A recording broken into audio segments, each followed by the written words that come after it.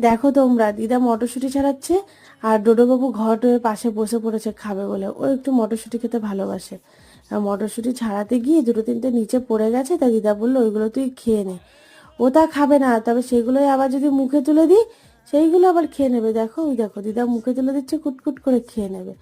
আর ওই মটরশুঁটির খোসাটা দিদার কাছ থেকে চেয়ে নিচ্ছে, নিয়ে সোফার উপরে গিয়ে নোংরা করছে জানো।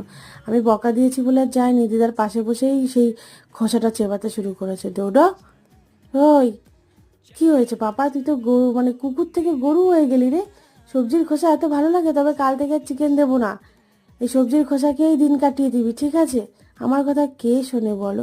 আমি বকা দিচ্ছি বলে এদিক ওদিক খুঁজছে কিছু খেলনা পাওয়া যায় নাকি। তারপর ড্রেসিং টেবিলের সামনে একটা বল ছিল, দেখো অমনি লাফ দিয়েছে বলটা নেবে বলে। বকা দিয়েছি বলে আমার সাথে একটু ঝগড়া করে আবার মটরশুঁটির খোসা চেবাতে শুরু করেছে। দিদার সাথে ওর একটা আলাদা অ্যাটাচ। দিদাকে কিছু বলে না, আমি কিছু বললেই আমার সাথে ঝগড়া করে।